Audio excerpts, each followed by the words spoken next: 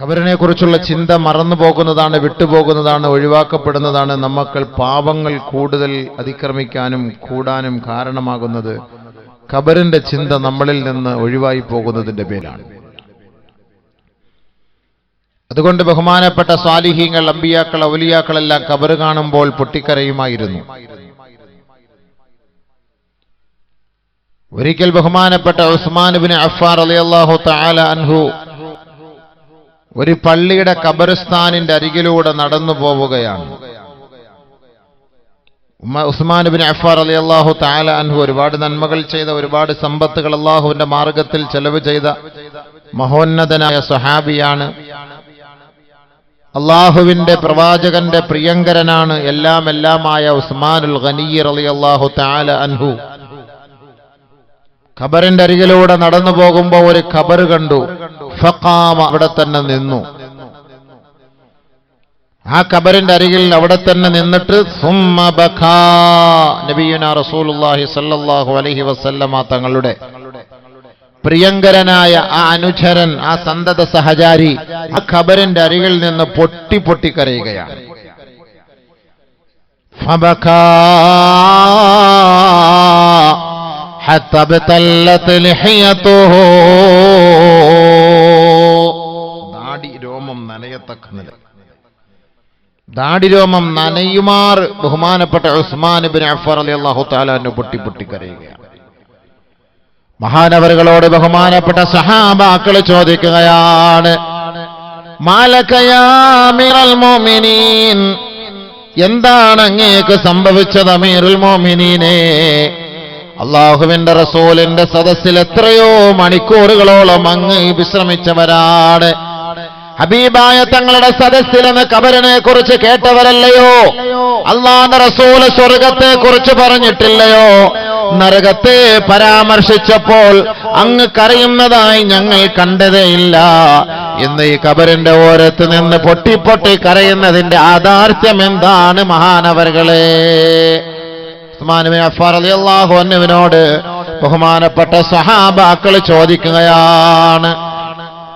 മഹാനായ ഉസ്മാൻ ഇബ്നു അഫ്ഫാൻ റളിയല്ലാഹു അൻഹു പറയുകയാണ്, സമിഅതു നബിയ സല്ലല്ലാഹു അലൈഹി വസല്ലം, ഹബീബായ റസൂലുള്ളാഹി സ്വല്ലല്ലാഹു അലൈഹി വസല്ലമ തങ്ങൾ പറഞ്ഞത് ഞാൻ കേട്ടിട്ടുണ്ട്.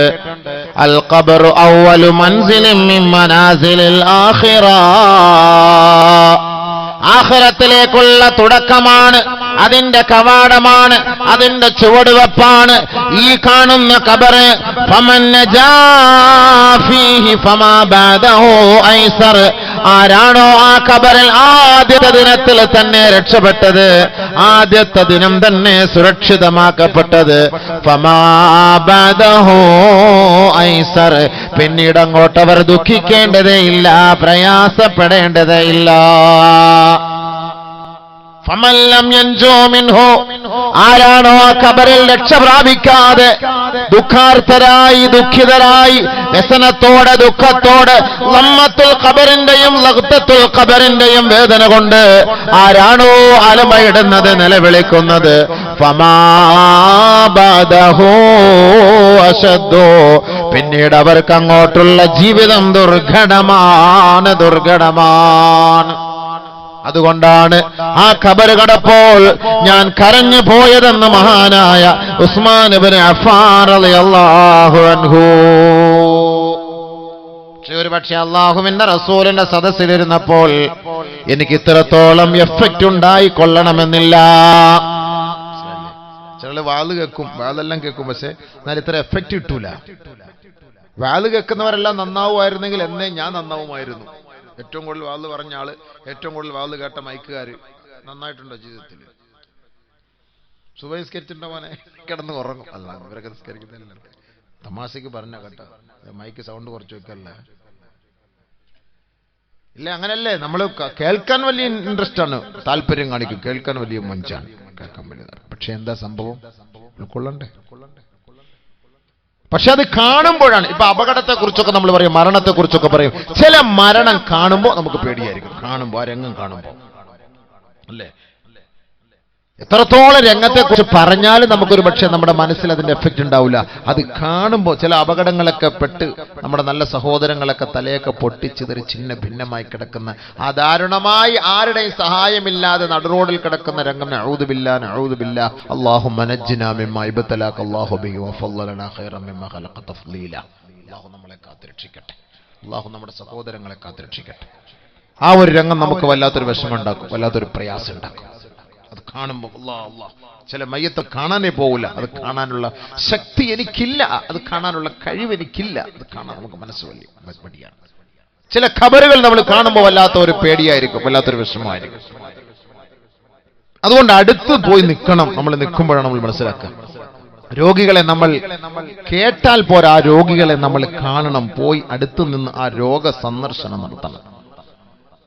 അദ്ദേഹത്തിന് സംസാരിക്കാൻ കഴിയാത്ത അവസ്ഥ, കൈപൊക്കാൻ കഴിയാത്ത അവസ്ഥ, കാലുയർത്താൻ കഴിയാത്ത അവസ്ഥ, എഴുന്നേൽക്കാൻ കഴിയാത്ത അവസ്ഥ, നടക്കാൻ കഴിയാത്ത ദുസ്സഹമായ അവസ്ഥ കാണുമ്പോ എനിക്കും നിങ്ങൾക്കും വല്ലാത്ത ദുഃഖമാണ്, പ്രയാസമാണ്.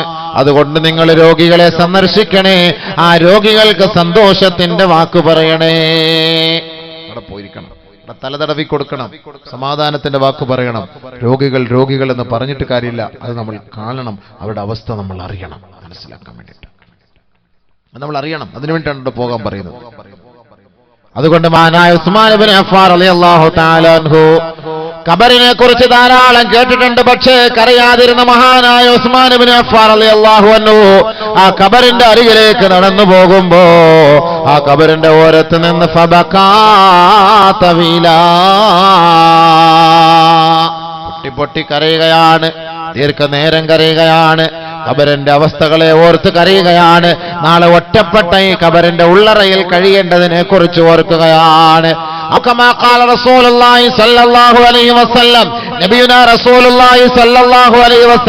തങ്ങളെ പറഞ്ഞതുപോലെ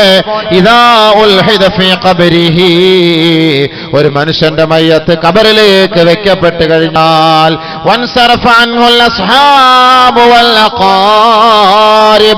എല്ലാ കുടുംബക്കാരും സ്വന്തക്കാരും ബന്ധുജനങ്ങളും അവനിൽ നിന്ന് വിട പറഞ്ഞു പോകുമ്പോ ഒരു മലക്ക് അവന്റെ ഖബറിലേക്ക് ഇറങ്ങി വരികയാണ്. യഖൂലു ചോദിക്കുന്നു, യബ്ന ആദം, ആദമിന്റെ മകനെ, തറകൂക വദഫനൂക, നിന്റെ മയ്യത്ത് കുളിപ്പിച്ചവർ, നിന്റെ രോഗസന്ദർശനം നടത്തിയവർ, നിന്നെ രോഗിയോടൊപ്പം സന്ദർശിച്ച് ആശുപത്രിയിൽ ബൈസ്റ്റാൻഡായി നിന്നവർ, നിന്റെ മയ്യത്തിനോടൊപ്പം ഓടിക്കൂടിയവർ, നിന്റെ മയ്യത്ത് ചുമലിൽ ഏറ്റെടുത്ത് വെച്ചുകൊണ്ട് നടന്നു വന്നവർ, മയ്യത്ത് നമസ്കരിച്ചവർ, നിന്റെ മയ്യത്ത് വെക്കാൻ കുഴിയെടുത്തവർ, അവരെല്ലാവരും തറക്കൂക, നിന്റെ അവർ ഉപേക്ഷിച്ചിരിക്കുകയാണ് ആദമിന്റെ മകനെ. വദഫനൂക, ഇന്നലെ വരെ ഈ ഭൂമിയുടെ മുകളിലായിരുന്ന നിന്റെ മയ്യത്ത് ഈ ആരുടെ മണ്ണിന്റെ ഉള്ളിലേക്ക് എടുത്തു വെച്ച് അവരതിന്റെ മീതെ മണ്ണിട്ട് എല്ലാവരും മടങ്ങിപ്പോയിരിക്കുകയാണ് ആദമിന്റെ മകനെ. വലൗ അഖാമൂ ഇൻദക മാ നഫഊക, അവരിനി ഇവിടെ വന്ന് നിൽക്കുന്നത് കൊണ്ട് നിനക്ക് യാതൊരു പുണ്യവുമില്ല. ആര് നിൽക്കും? ചിന്തിച്ചു നോക്ക്. നമ്മുടെ സുഹൃത്തുക്കൾ ഒന്ന് ആലോചിച്ച് നോക്ക്. ബൈക്കിൽ കയറാൻ നേരത്ത് കൂട്ടിന് വിളിച്ചാൽ വരും. ബൈക്കിന് കൂടെ വാ കയറി പോകും. കാറിൽ കൂട്ട കയറി പോകും. ഫിലിം ഷോയ്ക്ക് പോകും, സിനിമ കാണാൻ വേണ്ടി പോകും, നാടകത്തിന് പോകും, ഗാനമേളയ്ക്ക് പോകും, കൂട്ടായിട്ട് എല്ലാം കൂട്ടിന് വിളിച്ച് അപ്പോഴേ വരും. വെള്ളമടിക്കാൻ പോകും, എല്ലാത്തിനും ഏത് ആവശ്യത്തിന് വിളിച്ചാലും ഇവിടേക്ക് വേണമെങ്കിലും വരും. ഇത്രയും അടുത്ത സുഹൃത്ത് മരണപ്പെട്ടു പോയാൽ ആ മനുഷ്യനോടൊപ്പം ഖബറിലേക്ക് പോകാൻ ആരിലുണ്ടാവോ കൂട്ടത്തിൽ? എവിടം വരെ വരും? പള്ളിക്കാട് വരെ, പള്ളിയുടെ ഖബറിസ്ഥാന് വരെയാണ് അവിടെ എത്തുക. നബിയുനാ റസൂലുള്ളാഹി സ്വല്ലല്ലാഹു അലൈഹി വസല്ലമ തങ്ങൾ പറഞ്ഞില്ലേ, യത്ബഉൽ മയ്യിത സലാസ, മയ്യത്തിനെ അനുഗമിക്കുന്നത് മൂന്ന് കാര്യങ്ങളാണ്. മയ്യത്തിനെ അനുഗമിക്കുന്നത് മൂന്ന് വസ്തുക്കളാണ്. യത്ബഉ അഹ്ലുഹു, യത്ബഉ മാലുഹു, യത്ബഉ അമലുഹു. അവന്റെ കുടുംബം അവനോടൊപ്പം, ആ മയ്യത്തിനോടൊപ്പം, ആ ഖബർസ്ഥാൻ വരെ അവനോടൊപ്പം അനുഗമിക്കുകയാണ്. അവന്റെ സന്താനങ്ങൾ അവനോടൊപ്പം അനുഗമിക്കുകയാണ്. അവന്റെ സമ്പത്ത് അവനോടൊപ്പം അനുഗമിക്കുകയാ. അവൻ ദുനിയാവിൽ ചെയ്ത അവന്റെ സൽക്കർമ്മങ്ങൾ, അവന്റെ നന്മകൾ അവനോടൊപ്പം അനുഗമിക്കുകയാണ്. ആദരവായ റസൂലുള്ളാഹി തങ്ങൾ പറയുകയാ, യർജിഉ ഇസ്നാനി വയബ്ഖാ വാഹിദൻ. ഖബറിലേക്ക് ഒരു മനുഷ്യന്റെ മയ്യത്ത് കൊണ്ട് വെക്കപ്പെടുമ്പോ ആ ഖബറിൽ നിന്ന് രണ്ട് അമലുകൾ മടങ്ങുകയാണ്. ഒരു അമൽ മാത്രം അവനോടൊപ്പം അവശേഷിക്കുകയാ. യർജിഉ അഹ്ലുഹു വമാലുഹു. അവന്റെ സമ്പത്തും അവന്റെ കുടുംബക്കാരും അവനെ വിട്ടു മടങ്ങുകയാണ്. വയബ്ഖാ അമലുഹു. അവൻ ചെയ്ത സത്കർമ്മങ്ങൾ മാത്രം അവനോടൊപ്പം അവശേഷിക്കുകയാണ്. അവന്റെ നന്മ മാത്രം അവശേഷിക്കും.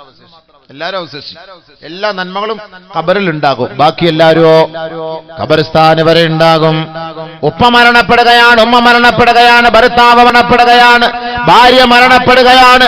വളരെ ദുഃഖത്തോടെ, പ്രയാസത്തോടെ, വിഷമത്തോടെ ആ ഉപ്പയ്ക്ക് കൂട്ടുകിടന്നവരാണ്, ഉമ്മയ്ക്ക് കൂട്ടുകിടന്നവരാ. ഭർത്താവിന് കൂട്ടുകിടന്ന ഭാര്യയാണ്, ഭാര്യയ്ക്ക് കൂട്ടുകിടന്ന ഭർത്താവാണ്. ദിവസങ്ങളോളം ആശുപത്രി കിടക്കയിൽ ഉപ്പയോടൊപ്പം പരിചരിച്ച വ്യക്തിയാണ്.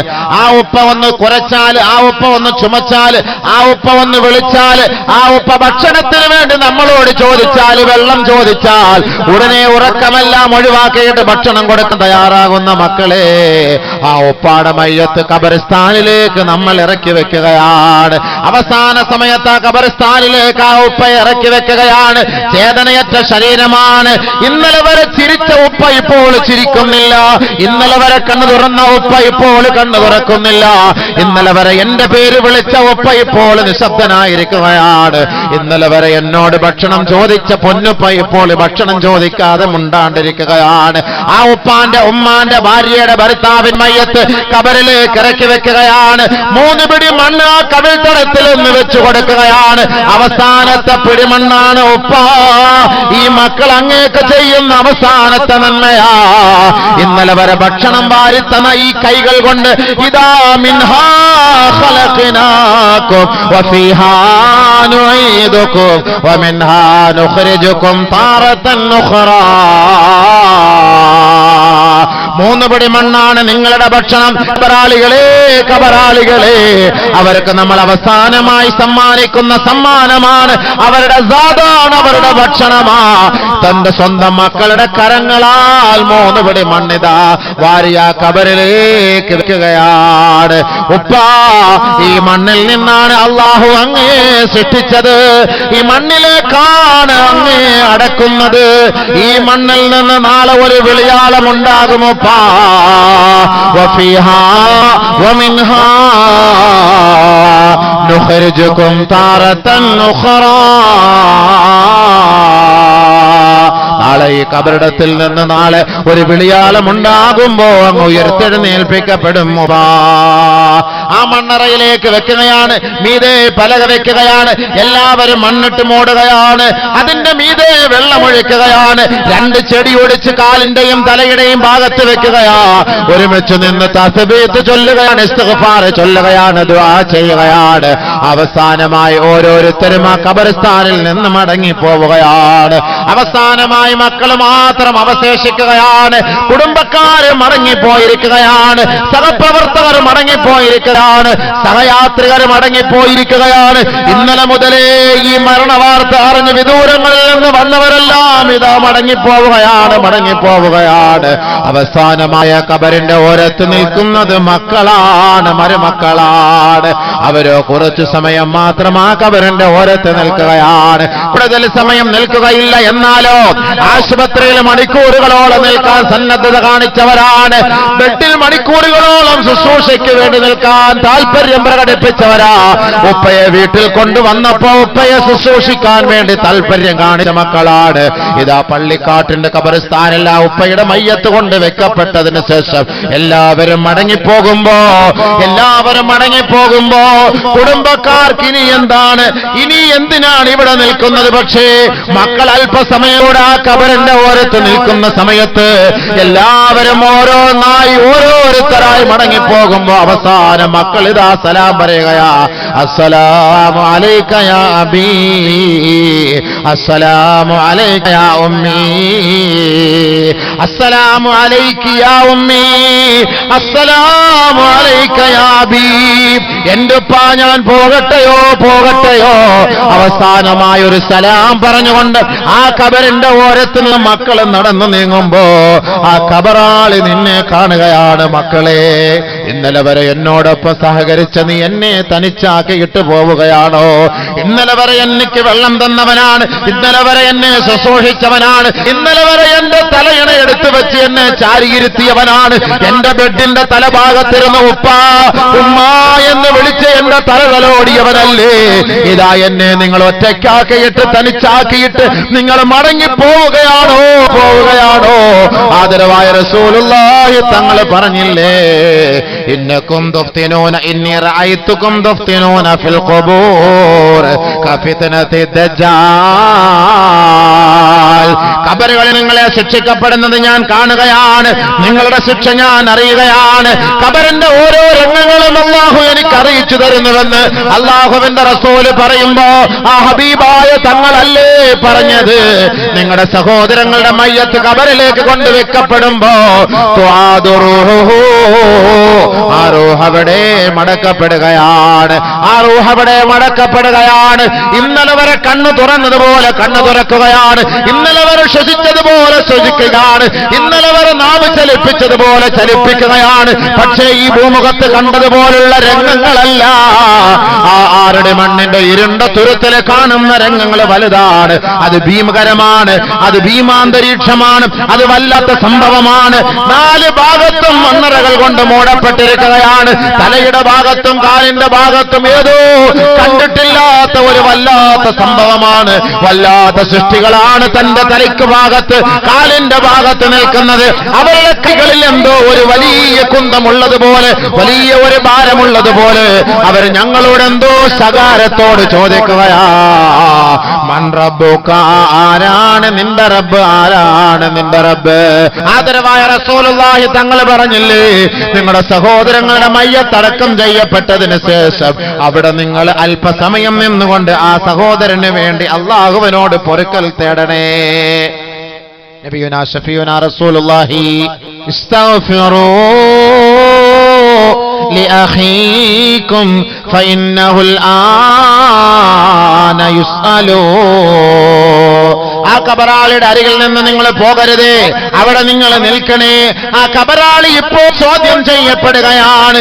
അതുകൊണ്ട് ആ കബറിലേക്ക് ഒരു സന്തോഷം, ഒരു സാന്ത്വനം, ഒരു സഹാനുഭൂതി, ഒരു സമാധാനത്തിന് വേണ്ടി ആ കബറിന്റെ ഓരത്ത് നിങ്ങൾ നിൽക്കണേ, ധൃതി പിടിച്ചു പോകരുതേ. ആദരവായ ഹബീബായ റസൂലുള്ളാഹി തങ്ങൾ നമ്മളോട് പറയുമ്പോ നമ്മുടെ ഉപ്പാന്റെ ഉമ്മാന്റെ ഭാര്യയുടെ ഭർത്താവിന്റെ മക്കളുടെ കബറുകൾ മയ്യത്തടക്കിയിട്ട് മടങ്ങിപ്പോകുമ്പോ നമ്മുടെ മുഖത്തേക്ക് ആ മയ്യത്ത് നോക്കിയിട്ട് ചോദിക്കുകയാ, നിങ്ങൾ പോവുകയാണോ മക്കളെ? എന്നെ തനിച്ചാക്കിയിട്ട് പോവുകയാണോ? ഒരിക്കൽ നമ്മൾ തനിച്ചാക്കിയിട്ട് പോകേണ്ടവരല്ലേ?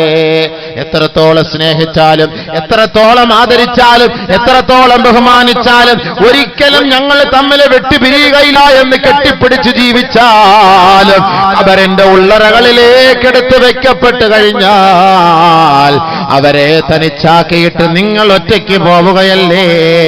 പാതിരായോടടുക്കുന്ന സമയത്ത് ആ കബറാളികളെ കുറിച്ച് നിങ്ങൾ പോലും ചിന്തിക്കാറുണ്ടോ? ആദരവായ റസൂലുള്ളാഹി സ്വല്ലല്ലാഹു അലൈഹി വസല്ലമ തങ്ങൾ പറയുകയാണ്, ഏതാനും നിമിഷങ്ങൾക്കുള്ളിൽ നിന്റെ മയ്യത്ത് ഖബർസ്ഥാനിലേക്ക് കൊണ്ടുപോകുമ്പോ ഒരു ഖബർ ആ മയ്യത്തിനോട് ഒരു മലക്ക് വന്ന് ചോദിക്കുകയാണ്, യബ്ന ആദം, ആദമിന്റെ മോനെ, അൽ യൗമ തസൂറു ഖൗമാ, ഇന്നേ വരെ നീ കണ്ടിട്ടില്ലാത്ത ചില സൃഷ്ടികളെ നീ ഇന്ന് കാണാൻ പോവുകയാണ്. അതാണ് ഖബറ്, അതാണ് ഖബറ്, അതാണ് ഖബറിന്റെ ഭീകരമായ രംഗം. അൽ യൗമ തദ്ഖുലു മദ്ഖലൽ ലയ്ഖാൻ, നീ നിന്റെ പുരയിൽ കിടന്നത് 6000 സ്ക്വയർ ഫീറ്റ് വീട്ടിലാണ്. നിന്റെ ബെഡ്റൂമോ 20-22 വിസ്തീർണമുള്ളതാ. ആദമിന്റെ മോനെ, ആദമിന്റെ മോളെ, എന്ന് നിന്റെ ഖബർ എന്ന് പറയുന്നത് 4ക്ക് 2 ഞെരുക്കമുള്ളതാണ്, 6ക്ക് 2 ഇടുക്കമുള്ളതാണ്.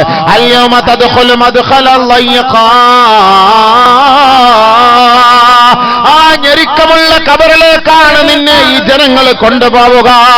ആ മയ്യത്ത് കൊണ്ടുപോകുന്ന സമയത്ത് ഫൈൻ കാനത് മുഅ്മിനാ, ആ മയ്യത്ത് സാലിഹായ മയ്യത്താണോ, സത്യവിശ്വാസിയായ മയ്യത്താണോ, സുഹൃതങ്ങൾ ചെയ്ത മയ്യത്താണോ, ആ മയ്യത്ത് വിളിച്ചു പറയുകയാണ് ഖദ്ദിമൂനി ഖദ്ദിമൂനി ഖദ്ദിമൂനി, എന്നെ താമസിപ്പിക്കരുതേ, എന്നെ വേഗത്തിലൊന്ന് കൊണ്ടുപോകണമേ. ഖബറിന്റെ സന്തോഷം ഞാൻ കാണുകയാണ്, ഖബറിന്റെ ആനന്ദം ഞാൻ കാണുകയാണ്, ഖബറിന്റെ രസം ഞാൻ അനുഭൂതിയെ ഞാൻ അനുഗ്രഹിക്കുകയാണ്, ഞാനത് ആശ്വസിക്കുകയാണ്, ആസ്വദിക്കുകയാണ്. ഖദ്ദിമൂനി, ഒന്ന് വേഗത്തിൽ കൊണ്ടുപോകുമോ? സാലിഹീങ്ങളായ മയ്യത്ത് വിളിച്ചു പറയുമ്പോ ഫൈൻ കാനത് ഗൈറ സാലിഹാ, സാലിഹല്ലാത്ത മയ്യത്താണോ, നമസ്കാരമില്ലാത്ത മയ്യത്താണോ, മദ്യപാനിയുടെ മയ്യത്താണോ, കഞ്ചാവ് കുടിക്കുന്നവന്റെ മയ്യത്താണോ, ലോട്ടറി കച്ചവടക്കാരന്റെ മയ്യത്താണോ? അല്ലാഹുവിന്റെ റസൂല് പറയുകയാ, ആ മയ്യത്ത് കട്ടിലിൽ കിടന്ന് ആ മയ്യത്ത് വിളിച്ചു പറയുകയാ, അഖിറൂനി അഖിറൂനി യാ വൈലഹും ഐന തദ്ഹബൂന ബി. നിങ്ങൾക്ക് നാശം, നിങ്ങൾക്ക് നാശം, എന്നെ എങ്ങോട്ടാണ് വഹിച്ചു കൊണ്ടുപോവുക, എന്നെ എങ്ങോട്ടാണ് നിങ്ങൾ കൊണ്ടുപോവുക? പോകരുതേ, പോകരുതേ. അഖിറൂനി അഖിറൂനി, എന്നെ എന്റെ പുരയിലേക്ക് മടക്കണേ, എന്റെ പുരയിലേക്ക് മടക്കണേ. ഞാൻ ആ നരകത്തിന്റെ പാമ്പിനെ കാണുകയാണ്, ഖബറിന്റെ ഭയാനകത ഞാൻ കാണുകയാണ്, ഖബറിന്റെ തീ ഞാൻ കാണുകയാണ്, ഖബറിന്റെ ഖബറിന്റെ ഞെരുക്കം ഞാൻ കാണുകയാണ്. ആദരവായ റസൂലുള്ളാഹി സ്വല്ലല്ലാഹു അലൈഹി വസല്ലമ തങ്ങളുടെ പ്രിയതമയായ പ്രിയങ്കരിയായ ആയിഷ സിദ്ദീഖ റളിയല്ലാഹു തആല അൻഹാ ഒരു ഖബറിന്റെ അരികിലൂടെ നടന്നു പോയിട്ട് ഫഖാമത്ത്, ഒരു കൊച്ചു ഖബറാണ്, ഒരു കുഞ്ഞിളം പൈതലിന്റെ ഖബറാണ്, ഒരു പൊന്നുമോന്റെ ഖബറാണ്, ആ ചോരക്കുഞ്ഞിന്റെ ഖബറാണ്. ആ ഖബറിന്റെ ഓരത്ത് ബഹുമാനപ്പെട്ട ആയിഷ ബീവി നിൽക്കുകയാ, പൊട്ടിക്കരയുകയാണ്, കരയുകയാണ്, കണ്ണുനീരൊഴുക്കുകയാണ്. മഹദി അവറുകളുടെ പരിസരത്ത് നിന്ന് തോഴിമാര് ചോദിക്കുന്നു, മായുബ്കീകിയ ആയിഷ, ആയിഷേ, നിന്നെ കരയിച്ച വസ്തുത എന്താണ് ആയിഷേ? മഹദിയായ ആയിഷ ബീവി പറയുകയാണ്, ഇന്നലിൽ ഖബരിൽ ലമ്മാ, ഇന്നലിൽ ഖബരിൽ ലമ്മാ, തീർച്ചയായും ഖബറിന് ഞെരുക്കമുണ്ട് സഹാബത്തെ. അല്ലാഹുവിന്റെ റസൂലിന്റെ പ്രിയങ്കരിയായ ആയിഷ സിദ്ദീഖ റളിയല്ലാഹു അൻഹ പറയുകയാണ്, ഹാദാ ഖബറു സബീൻ, ഇതൊരു കുഞ്ഞിന്റെ ഖബറാണ്, ഇതൊരു പൈതലിന്റെ ഖബറാണ്, ഇതൊരു കിടായിയുടെ ഖബറാണ്. ഇന്നലിൽ ഖബരി ലമ്മാ ലൗ കാന അഹദും മിൻഹാ നാജിയാ ലകാന ഹാദാ സബീ ഔ കമാ ഖാല റസൂലുള്ളാഹി. ആരെയെങ്കിലും ഖബർ വെറുതെ വിടുമായിരുന്നുവെങ്കിൽ ഈ കുഞ്ഞു പൈതലിനെ ഖബർ വെറുതെ വിടുമായിരുന്നു. ആ ഖബർ ഞെരുക്കുകയാണ്, ഞെരുക്കുകയാണെന്ന് മഹദിയായ ആയിഷ ബീവി പറഞ്ഞിട്ടാണ് ഫബകത് തവീലാ, വളരെ ദീർഘനേരം മഹദിയായ ആയിഷ സിദ്ദീഖ റളിയല്ലാഹു അൻഹ കരഞ്ഞുപോയത്. എന്തേ കാരണം? കുട്ടികളെ പോലും ഖബർ വെറുതെ വിടുകയില്ല. അല്ലാഹു നമ്മളെ ഖബറിന്റെ അദാബുകളെ തൊട്ട് കാത്തിരക്ഷിക്കട്ടെ. അല്ലാഹു നമ്മുടെ ഖബറുകളിൽ സന്തോഷം നൽകുമാറാകട്ടെ. അല്ലാഹ് പടച്ചവനെ, റബ്ബേ, കരുണയുള്ളവനെ, നമ്മളാരും അറിയുന്നില്ല, എല്ലാവരും പോയിട്ട് ഖബറടക്കിട്ട് അങ്ങോട്ട് പോകും. ഉപ്പായൊക്കെ ഉമ്മായൊക്കെ വിട്ടിട്ട് പോകും, സുഹൃത്തിനെ ഉപേക്ഷിച്ചിട്ട് പോകും. ആ സുഹൃത്തിനോട് എത്ര സ്വകാര്യം പറഞ്ഞവനാണ് നീ, എത്ര സ്വകാര്യ സംഭാഷണം നടത്തിയവനാണ് നീ. ആ സുഹൃത്ത് ഖബറിൽ ഒറ്റയ്ക്ക് കിടക്കുമ്പോൾ നിങ്ങൾ അല്പമെങ്കിലും ആലോചിച്ചിട്ടുണ്ടോ? പോകട്ടെ, ഞാൻ പോട്ടെ, സുഹൃത്ത് ഞാൻ പോകട്ടെ, ഇന്നലെ വരെ നിന്നോടൊപ്പം ഞാൻ ആശുപത്രിയിൽ ഉണ്ടായിരുന്നു, പക്ഷെ എനിക്ക് ഇന്ന് നിന്നോടൊപ്പം സഹകരിക്കാൻ കഴിയുന്നില്ല. ഇന്ന് നിന്നോടൊപ്പം എനിക്ക് നിന്റെ ഒപ്പം നിന്റെ കൂട്ടത്തിൽ എനിക്ക് ഒരുമിച്ച് ഉറങ്ങാൻ എന്നെ കൊണ്ട് കഴിയില്ല. നീ വേറെ ഒരു ലോകത്തേക്ക് യാത്രയായി, ഞാൻ നിന്റെ മുകളിലാണ്. എനിക്ക് നിനക്ക് വേണ്ടി പ്രാർത്ഥിക്കാൻ മാത്രമേ കഴിയുകയുള്ളൂ. അങ്ങനെ നീ പോകുമ്പോൾ ആ ഖബറാളി ദുഃഖത്തോടുകൂടി നിന്നോട് ചോദിക്കും, എന്നെ തനിച്ചാക്കിയിട്ട് നീ പോവുകയാണോ? ഖബറിന്റെ അവസ്ഥ അതാണ്. നബിയുനാ റസൂലുള്ളാഹി സ്വല്ലല്ലാഹു അലൈഹി വസല്ലമ തങ്ങൾ പറയുകയാണ്, ആദ്യമായി അവനോട് സംസാരിക്കുന്നത് മണ്ണറയാണ്, ഖബറാണ്. ഹബീബുനാ റസൂലുള്ളാഹി.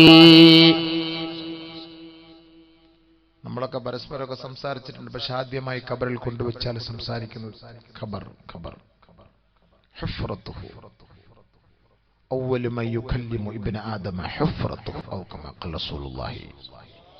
ആദ്യമായി ആദമിന്റെ മക്കളോട് സംസാരിക്കുന്നത് ഖബറാണ്. ഖബറാണ്. ചിന്തിച്ചു. നബിയുനാ ശഫീഉനാ റസൂലുള്ളാഹി സ്വല്ലല്ലാഹു അലൈഹി വസല്ലമ തങ്ങൾ പറയുകയാണ്, എല്ലാ ദിവസവും 5 പ്രാവശ്യം ഖബർ വിളിച്ചു പറയാതെ ഒരു ദിവസം പോലും ഈ ഭൂമിയിൽ ഉണ്ടാവുകയില്ല എന്ന് ഹബീബായ ശഫീആയ റസൂലുള്ളാഹി സ്വല്ലല്ലാഹു അലൈഹി വസല്ലം. എല്ലാ ദിവസവും 5 പ്രാവശ്യം ഖബർ വിളിച്ചു പറയും, ഇബ്നു ആദം, ആദമിന്റെ മകനേ, തൽഹഖു അലാ ലഹരി, എന്റെ മുകളിലൂടെ ചവിട്ടുകെട്ട് നീ ചിരിക്കുകയാണല്ലേ, വസൗഫ തബ്കീ ഫീ ബത്നി, എന്റെ ഉള്ളിലേക്ക് നീ കടന്നു വരുമടാ, അന്ന് നീ പൊട്ടിക്കരയേണ്ടവനാണ് ആദമിന്റെ മോനെ. അല്ലാഹു അക്ബർ. ചിരിക്കുന്നവരാരെല്ലാം ചിന്തിച്ചിട്ടുണ്ടോ? ഈ ചിരിക്കുന്ന ജനങ്ങൾ ആരെങ്കിലും ചിന്തിച്ചിട്ടുണ്ടോ? ഞാൻ എന്നും ചിരിക്കാറുണ്ട്, സീരിയലൊക്കെ കാണുമ്പോൾ ഭയങ്കരമായിട്ട് പൊട്ടിച്ചിരിക്കാറുണ്ട്. ഭയങ്കര ചിരിയാണ്, ഓരോ സന്ദർഭത്തിലും ചിരിയാണ്. തമാശകൾ പറഞ്ഞ് പൊട്ടി ചിരിക്കും, ഹാസ്യം കണ്ടിട്ട് ചിരിക്കും, കോമഡി കണ്ടിട്ട് ചിരിക്കും, ആരെങ്കിലും എന്തെങ്കിലുമൊക്കെ കള്ളം പറഞ്ഞാലും പൊട്ടിച്ചിരിക്കും. ഈ ചിരിക്കുന്ന സഹോദരങ്ങൾ ആരെങ്കിലും സഹോദരിമാർ കണ്ടിട്ടുണ്ടോ? നിങ്ങൾ മനസ്സിലാക്കിയിട്ടുണ്ടോ, അറിഞ്ഞിട്ടുണ്ടോ? ഈ ചിരിക്കുമ്പോൾ നാളെ കരയേണ്ടി വരുമെന്ന് നബിയുനാ ശഫീഉനാ റസൂലുള്ളാഹി സ്വല്ലല്ലാഹു അലൈഹി വസല്ലമ തങ്ങൾ മദീന പള്ളിയുടെ ഉമ്മറപ്പടിയിൽ നിന്ന് പുറത്തേക്ക് കടന്നു വരികയാണ്. അല്ലാഹുവിന്റെ റസൂൽ മദീന പള്ളിയിൽ ഇരുന്ന സമയത്താണ് ജിബ്രീൽ അലൈഹിസ്സലാത്തു വസ്സലാം കടന്നു വന്നത്. ആ ജിബ്രീൽ അലൈഹിസ്സലാത്തു വസ്സലാമിന്റെ ഭാവവും മുഖത്തിന്റെ രംഗവും മാറ്റമായിരുന്നു. കാരണം നരകത്തെ കുറിച്ച് കണ്ടിട്ട് നേരിട്ട് അല്ലാഹുവിന്റെ റസൂലിന്റെ സവിധത്തിലേക്ക് വരികയാണ്. ഹബീബായ റസൂലുള്ളാഹി തങ്ങളോട് നരകത്തെ കുറിച്ച് വിവരിച്ച സമയത്താണ് അല്ലാഹുവിന്റെ റസൂൽ പൊട്ടിക്കരഞ്ഞുകൊണ്ട് പുറത്തേക്ക് പോകുന്ന സമയത്തുള്ള സഹാബാക്കൾ അതിന്റെ വഴിയുടെ ഓരത്തിരുന്ന് ചിരിക്കുകയാണ്. റസൂൽ ഇതെല്ലാം കേട്ട് വിഷമിച്ച് കരഞ്ഞ് കണ്ണുനീരൊലിപ്പിച്ചിട്ട് പുറത്തേക്ക് വരുമ്പോൾ കുറെ ആളുകൾ, കുറെ സ്വഹാബാക്കൾ ഇരുന്ന് ചിരിക്കുന്നു, കാര്യങ്ങൾ പറഞ്ഞിട്ട് ചിരിക്കുന്നു. ഇങ്ങനെ ഇരുന്ന് ചിരിക്കാൻ അല്ലാഹുവിന്റെ റസൂൽ സ്വല്ലല്ലാഹു അലൈഹി വസല്ലമ തങ്ങൾ ആ സ്വഹാബാക്കൾ അരികിലേക്ക് പോയി നിന്നിട്ട് പറയുകയാണ്, ഇന്നക്കും തൽഹഖൂൻ വതൽഅബൂൻ വതതഹദ്ദസൂൻ, നിങ്ങൾ ചിരിക്കുകയാണല്ലേ, നിങ്ങൾ രസിക്കുകയാണല്ലേ, നിങ്ങൾ ദുനിയാവിന്റെ കാര്യം സംസാരിച്ച് ആഘോഷിക്കുകയാണ് അല്ലേ. വറാക്കും ജഹന്നം, ഒന്ന് പുറകോട്ട് തിരിഞ്ഞു നോക്കണേ, ആ കത്തിക്കാളുന്ന നരകം ഇതാ ആക്രോശിക്കുകയാണ്, അട്ടഹസിക്കുകയാണ്, പ്രകമ്പനം കൊള്ളുകയാ. വല്ലാഹി ലൗ തഅലമൂന മാ അലമൂ ലളഹിഖ്തും ഖലീലാ വലബഖൈതും കസീറാ.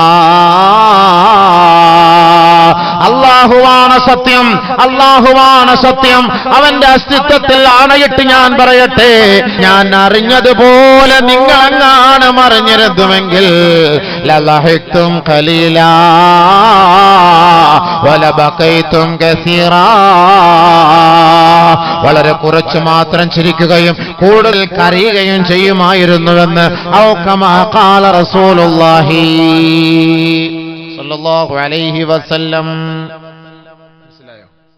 നബി സല്ലല്ലാഹു അലൈഹി വസല്ലം തങ്ങൾ ഖബറിന്റെ അവസ്ഥയെ നരകത്തിന്റെ അവസ്ഥയൊക്കെ കണ്ടിട്ട് വന്ന രംഗാണ്. അങ്ങനെ കണ്ടിട്ട് വന്നുകൊണ്ടാണ് നബി സല്ലല്ലാഹു അലൈഹി വസല്ലം തങ്ങൾക്ക് അങ്ങനെ അനുഭവിച്ചൊരു ഫീലിംഗ് ഉണ്ടായത്.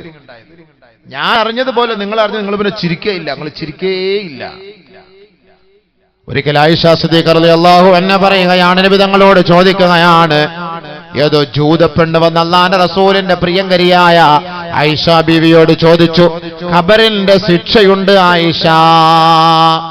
ആയിഷയ്ക്കൊന്നും അറിയില്ലായിരുന്നു ഖബറിൽ ശിക്ഷയുണ്ട്, ഖബറിൽ അങ്ങനെയൊക്കെ ഉണ്ട്, ചോദ്യമുണ്ട്, അങ്ങനെയൊക്കെ ഞങ്ങളുടെ ഗ്രന്ഥത്തിലുണ്ട് എന്നൊക്കെ ഒരു ജൂതപ്പെണ്ണ് വന്നിട്ട് ആയിഷ ബീവിയോട് പറഞ്ഞു. ആയിഷ ബീവിക്ക് അത്ര മനസ്സിലായില്ല, അത്ര കത്തിയില്ല ആയിഷ ബീവി. ആയിഷ ബീവി അങ്ങനെ ചിരിച്ച് അത് തള്ളി നിസ്സാരായിട്ട്. അപ്പോഴാണ് നബിയുനാ റസൂലുള്ളാഹി സ്വല്ലല്ലാഹു അലൈഹി വസല്ലമ തങ്ങൾ കടന്നു വരുന്നത്. അല്ലാഹുവിന്റെ റസൂലിനോട് ആയിഷ ബീവി ചോദിക്കുകയാണ്, നബിയേ ഖുൽതു യാ റസൂലല്ലാഹ്, അല്ലാഹുവിന്റെ റസൂലിനോട് ഞാൻ ചോദിക്കുകയാണ്, അദാബുൽ ഖബ്രി ഹഖ്ഖുൻ യാ റസൂലല്ലാഹ് സ്വല്ലല്ലാഹു അലൈഹി വസല്ലം, ഖബറിൽ ശിക്ഷയുണ്ടോ, അത് യാഥാർത്ഥ്യമാണോ നബിയെ? ഖബറിൽ ഇങ്ങനെ ശിക്ഷയുണ്ടെന്ന് ഇങ്ങനെ ഈ പെണ്ണുങ്ങൾ പറയുന്നു, ഇങ്ങനെ ഒരു യഹൂദി പെണ്ണ് ജൂതപ്പെണ്ണ് വന്നിട്ട് പറയുന്നു ഖബറിൽ ശിക്ഷയുണ്ട്, ഖബറിൽ ശിക്ഷയുണ്ട്. അങ്ങനെ ഖബറിൽ ശിക്ഷയുണ്ടോ നബിയെ എന്ന് അല്ലാഹുവിന്റെ റസൂലിനോട് ആയിഷ റളിയല്ലാഹു അൻഹ ചോദിച്ചപ്പോ റസൂലുള്ളാഹി സ്വല്ലല്ലാഹു അലൈഹി വസല്ലമ അല്ലാഹുവിന്റെ റസൂൽ പറയുകയാണ്, അദാബുൽ ഖബ്രി ഹഖ്ഖുൻ യാ ആയിഷ, ഖബറിന്റെ ശിക്ഷ യാഥാർത്ഥ്യമാണ് ആയിഷ. അല്ലാഹുവിന്റെ റസൂൽ പറഞ്ഞാൽ പിന്നെ സംശയമില്ലല്ലോ, അവിടെ ഹബീബായ തങ്ങൾ പറഞ്ഞാൽ പിന്നെ വിശ്വാസമായല്ലോ, പൂർണ്ണമായല്ലോ. നബി സല്ലല്ലാഹു അലൈഹി വസല്ലമ തങ്ങളുടെ അവസ്ഥകളെ കുറിച്ച് പിന്നീട് ആയിഷ ബീവി റളിയല്ലാഹു അൻഹ പറയുകയാണ്, അല്ലാഹുവിന്റെ റസൂൽ സല്ലല്ലാഹു അലൈഹി വസല്ലമ തങ്ങൾ മരണം വരെയും പല്ല് വെളിയിൽ കാണത്തക്ക നിലയിൽ ചിരിച്ചതായി ഞാൻ കണ്ടിട്ടേയില്ല. ഖബറിനെ കുറിച്ച് പറഞ്ഞതിന് ശേഷം അല്ലാഹുവിന്റെ റസൂല് നമ്മൾ ചിരിക്കുന്നത് പോലെ, പൊട്ടിച്ചിരിക്കുന്നത് പോലെ ചിരിച്ചതായി ഞാൻ കണ്ടിട്ടേയില്ല. നബിയുനാ ഷഫീഉനാ റസൂലുള്ളാഹി. നമ്മളെത്ര ചിരിക്കാറുണ്ട്, നമ്മളെത്ര രസിക്കാറുണ്ട്, നമ്മളെത്ര പൈങ്കിളി കഥകൾ വായിക്കാറുണ്ട്, നമ്മളെത്ര അശ്ലീല ഫോട്ടോകൾ കണ്ട് സുഖിക്കാറുണ്ട്. ഞാൻ മിനിഞ്ഞാന്ന് കണ്ണൂർ പരിപാടിക്ക് പോയി. അവിടെ യുവാക്കളെ കുറിച്ച് പ്രസംഗം നടത്തി. പ്രസംഗം കഴിഞ്ഞെല്ലാം കാറിൽ കയറിയ പോലെ ചങ്ങാതി വളരെ വിഷമത്തോടെ എൻ്റെ അടുക്കൽ വന്ന് പറഞ്ഞു, ഉസ്താദെ ഞാൻ പുറത്തുനിന്ന് വന്ന ദൂരെ നിന്ന് വന്ന ആളാണ്, ഞാനിനി സദസ്സിലിരുന്ന് വാത് കേൾക്കുമ്പോൾ എൻ്റെ തൊട്ടടുത്ത് 16 വയസ്സുകാരൻ ഒരു പയ്യൻ, 16 വയസ്സുകാരനായ ഒരു ചെറുപ്പക്കാരൻ അശ്ലീല ഫോട്ടോകൾ ഡൗൺലോഡ് ചെയ്തുകൊണ്ടിരിക്കുന്നു. ഞാൻ വാത് പറയുന്നത് കണ്ടു, എനിക്ക് എൻ്റെ മനസ്സിന് ഭയങ്കര വിഷമമായിപ്പോയി. ഞാൻ അവനെ പിടിച്ചാലോ അല്ലെങ്കിൽ ആ സമയത്ത് അതിനെ എതിർത്താലോ അവിടെ ആ മജ്ലിസ് ഹല്ലത്തായി പോകും എന്ന് ഭയന്നിട്ടാണ് എനിക്കത് സഹിക്കാൻ കഴിഞ്ഞില്ല. എനിക്കത് ഉസ്താദിനോട് ഇനി അടുത്ത ഏതെങ്കിലും വേദിയിൽ പോകുമ്പോൾ ഉസ്താദ് പറഞ്ഞു. ഒരുപാട് അനുഭവം എനിക്ക് കാസർഗോഡ് ഉണ്ടായിട്ടുണ്ട്. കാസർഗോഡ് പല സദസ്സിലും സംസാരിക്കാൻ വേണ്ടി വരുമ്പോൾ സുഹൃത്തുക്കൾ ഇങ്ങനെ പറയും, ലൈൻ അടിക്കാൻ ചാറ്റ് ചെയ്യുന്നു, പെണ്ണുങ്ങന്മാർ അപ്പുറത്തിരിക്കും, ആണുങ്ങളുടെ ഇരിക്കും, ഇവിടുന്ന് ഓൾക്ക് ചാറ്റ് ചെയ്യുന്നത് വരെ വായിച്ചിട്ട് എന്നോട് തരത്തില്ല, നീ എന്തിനാ വന്നത്, ബാലിന് വന്നത് എന്തിനാണ്? അപ്പോൾ ഓളിഞ്ഞോട്ട് മറുപടി അത് ഉമ്മ പറഞ്ഞു ബാലിൽ വന്നില്ലെങ്കിൽ അവിടെ സംശയിക്കും, അങ്ങനെയാണ് ഇങ്ങനെ. അടുത്തിരുന്ന് നമ്മുടെ ഒരു സുഹൃത്ത് വായിച്ചിട്ട് എന്നോടൊന്ന് പറഞ്ഞ ഇവിടെ നടന്ന സംഭവമാണ്. വാലിന്റെ സദസ്സില. അപ്പൊ നമ്മളിവിടെ ഇരുന്ന് വലിയ കബറ്, മൈഷറ്, പാമ്പ്, തേള്, മുൻകർ, നക്കീർ, നരകം, തീ എന്നൊക്കെ പറയുമ്പോൾ അവര് സ്വർഗത്തിലത്തെ രസങ്ങളും അനുഭൂതികളും കണ്ടിവിടെ ആസ്വദിച്ചുകൊണ്ടിരിക്കുകയാണ് സദസ്സിൽ. ആസ്വദിക്കണം. അപ്പൊ ഇവരുടെ ഉള്ളിലേക്ക് എങ്ങനെ കയറും, എങ്ങനെ ദീൻ കയറും, എങ്ങനെ ഇൽമ് കയറും, എങ്ങനെ ഖബർ കയറും, എങ്ങനെ നരകം കയറും എന്ന് ആലോചിച്ചു. സഹാബാക്കളുടെ അവസ്ഥകളായി പറയുന്നത്. സഹാബാക്കൾ പൊട്ടിക്കരഞ്ഞു, സഹാബാക്കൾ പൊട്ടിയ, അല്ലാഹുവേ ഒരു തെറ്റുപോലും ചെയ്യാത്ത സഹാബാക്കൾ, അല്ലാഹുവരെ സ്വർഗത്തിൽ പ്രവേശിപ്പിച്ച റളിയല്ലാഹു അൻഹും വറളു അൻഹു എന്ന് അല്ലാഹു തആല പോലും പ്രത്യേകമായി പറഞ്ഞിരിക്കുന്നു. ആ സഹാബാക്കൾ ഖബർ കണ്ട് പൊട്ടിക്കരഞ്ഞുവെങ്കിലും ആലോചിച്ച് നോക്ക്. എൻ്റെ നിങ്ങളുടെ അവസ്ഥ എന്താ? നമ്മൾ ഖബർ കണ്ടിട്ട് കരയാറുണ്ടോ? ഒന്ന് ചിന്തിക്കാറുണ്ടോ? എത്രയോ ഖബർസ്ഥാനിലൂടെ നമ്മൾ നടന്നു പോകുന്നു. അവിടെ അല്പസമയം നിന്നിട്ട് ആ ഖബറാളികൾക്ക് ഒരു സലാം ചൊല്ലിയിട്ട്, അല്ലാഹുവേ ഈ ഖബറാളിയുടെ ഓരത്തുകൂടെ നടന്നു പോകുക നമ്മുടെ കാലിന്റെ ചുവട്ടടി അവർ കേൾക്കുമല്ലോ പടച്ചവൻ, ഈ ശബ്ദം അവർ കേൾക്കുമല്ലോ പടച്ചവൻ, നാളെ ഞാനും ഇവിടെ തന്നെ ആയിരിക്കുമല്ലോ അല്ലാഹുവേ എന്ന ചിന്ത നമ്മളെ അലട്ടാറുണ്ടോ സുഹൃത്തുക്കളെ? എന്റെ നിങ്ങളുടെ മനസ്സിൽ ഇത് അലട്ടാറുണ്ടോ ഈ ഖബറിനെ കുറിച്ച്? പണ്ടൊക്കെ ഖബറിസ്ഥാന്റെ അരികിൽ പോകാൻ പേടിയാണ്, ഖബറിന്റെ അരികിൽ വീട് വെക്കാനും വീട് കെട്ടാനും പുരയെടുക്കാൻ പേടിയാണ്. ഇന്ന് അതൊന്നും ഒരു പേടിയേ ഇല്ല, പ്രശ്നേ ഇല്ല. ഖബറിസ്ഥാന്റെ അരികിൽ 5 സെന്റ് സ്ഥലം കിട്ടില്ല, അവിടെ തന്നെ പുരവെക്കും. ഇനി ഖബറിസ്ഥാൻ ആരെങ്കിലും ഫ്രീ ആയിട്ട് പുരവെക്കാൻ കൊടുത്താൽ അതിന്റെ മുകളിൽ ഖബർ എടുത്ത് മാറ്റിയിട്ട് അവിടെ. ഇപ്പൊ ഇന്നലെ ഞാൻ കഴിഞ്ഞ ആഴ്ച പത്രത്തിൽ കണ്ടില്ലേ, ഇറാനില് വീടില്ലാത്തതിന്റെ പേരിൽ ഖബർ തുറന്നിട്ട് ഖബറിൽ കിടക്കുന്ന അവശിഷ്ടങ്ങൾ എടുത്തു മാറ്റിയിട്ട് അത് വീടായിട്ട് ഉപയോഗിച്ച് അവിടെ താമസിക്കുന്നു. ഖബറില്ല. ഖബറിൽ താമസിക്കുന്നു വീടായിട്ട്. വീടില്ലാത്തതിന് പകരം, ഭൂമിയില്ലാത്തതിന് പകരം ഖബർ തോണ്ടിയിട്ട് ഖബറിൽ കിടക്കുന്ന അവശിഷ്ടങ്ങൾ, മയ്യത്തുകൾ എടുത്ത് മാറ്റിയിട്ട് അതിൽ കിടക്കുന്നു. ടാർപാളിൻ കെട്ടിയിട്ട് അതിൽ കിടക്കുകയാണ്. അല്ലാഹു അക്ബർ. ചിന്തിച്ചോക്ക് ഖബറിന്റെ അവസ്ഥ എന്താണ്. ഞാനോ നിങ്ങൾ ചിന്തിക്കുന്നുണ്ടോ? ഇതൊക്കെ വെറുതെയാണോ സുഹൃത്തുക്കളെ സംഭവം? ഇതൊന്നും വെറുതെ അല്ലല്ലോ ഈ പറയുന്ന ആയത്തുകളും ഹദീസുകളും. അല്ലാഹുവിന്റെ റസൂൽ സല്ലല്ലാഹു അലൈഹി വസല്ലമ തങ്ങൾ വഫാത്താകുന്ന സമയം വരെ പിന്നീട് ചിരിച്ചിട്ടേ ഇല്ല എന്ന് പറഞ്ഞാൽ എന്താ അതിന്റെ അർത്ഥം? ഞാൻ നിങ്ങൾ ഒരിക്കലും പോയേ മതിയാവും. പക്ഷെ ഒന്നുകിൽ ആ ഖബർ റൗളയായിരിക്കും, ഇല്ലെങ്കിൽ ആ ഖബർ ഹുഫ്റത്തുൻ മിൻ ഹുഫരി നീറാൻ, നരകത്തിന്റെ വാതിലായിരിക്കും. അല്ലാഹു കാത്തുരക്ഷിക്കട്ടെ. അതുകൊണ്ടാണ് മഹാനായ ഉസ്മാൻ ഇബ്നു അഫ്ഫാൻ റളിയല്ലാഹു തആല അൻഹു ആ ഖബറിന്റെ ഓരത്ത് നിന്ന് പൊട്ടി കരഞ്ഞത് അല്ലാഹുവിന്റെ റസൂൽ പറഞ്ഞതായി ഞാൻ കേട്ടിട്ടുണ്ട്. ഒന്നുകിൽ ഈ ഖബർ റൗളയാണ്, അല്ലെങ്കിൽ ഈ ഖബർ നരകത്തിന്റെ കുണ്ടാരമാണ്, നരകത്തിന്റെ അഗ്നിഗോളമാണ്. അതുകൊണ്ടാണ് ഞാൻ ഈ ഖബറിന്റെ ഓരത്ത് നിന്ന് കരയുന്നതെന്ന് മഹാനായ ഉസ്മാൻ ഇബ്നു അഫ്ഫാൻ റളിയല്ലാഹു തആല അൻഹു. അതല്ലേ നമ്മൾ ദുആ ചെയ്യുന്ന മയ്യത്തർക്കും അല്ലാഹുമ്മ സബ്ബിത്ഹു ഇൻദ സുആൽ, അല്ലാഹുമ്മ ജാഫിൽ ഖബ്റ അൻ ജൻബൈഹി, അല്ലാഹുമ്മ ആമിൻഹു മിൻ കുല്ലിൽ ഫസ്അ, അല്ലാഹുമ്മഗ്ഫിർ ലഹു വർഹംഹു എന്നൊക്കെ പറയുന്നത് എന്തിനാണ്? അല്ലാഹുവേ, ഏതാനും നിമിഷങ്ങൾക്കുള്ളിൽ മലക്കുകൾ വരും. പടച്ചവനെ, ഏതാനും നിമിഷങ്ങൾക്കുള്ളിൽ മലക്കുകൾ വരും. അല്ലാഹ് ആ സമയത്ത് അവനെ വിളിച്ചുണർത്തും. അല്ലാഹ് അവൻ എഴുന്നേറ്റിരിക്കും. അല്ലാഹ് ഐഖലാക അജ്ലസാക, ഹദീസ് അങ്ങനെയാണ്. ഐഖലാക വിളിച്ചുണർത്തും. യാ മുഹമ്മദ്, കണ്ണു തുറക്കും. അല്ലാഹ് ഭൂമുഖത്ത് വെച്ച് മരിച്ച ഒരു മനുഷ്യന്റെ മുന്നിൽ ഇങ്ങനെ കണ്ണു തുറന്ന് പറഞ്ഞ അവൻ കണ്ണു തുറന്നുള്ള അവസ്ഥ എന്തായിരിക്കും? ഓടും എല്ലാവരും പേടിച്ചിട്ട്. മരിച്ചൊരു ചങ്ങാതി കണ്ണു തുറന്നുള്ള അവസ്ഥ എന്താണ്? ഇവന്റെ മയ്യത്ത് ഖബറിലേക്ക് കൊണ്ടുവച്ചിട്ട് എല്ലാവരും മടങ്ങി പോകുമ്പോൾ ഐഖലാക വിളിച്ചുണർത്തും. അജ്ലസാക അവനെ വിളിച്ചിരുത്തും. സഅലാക ചോദിക്കും. മൻ റബ്ബുക, ആരാണ് നിന്റെ റബ്ബ്? അതൊരു വല്ലാത്ത ചോദ്യമാണ്.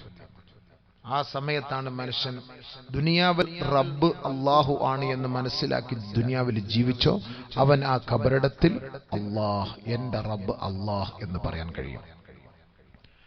ومن أعرض عن ذكري فإن له معيشة ضنكا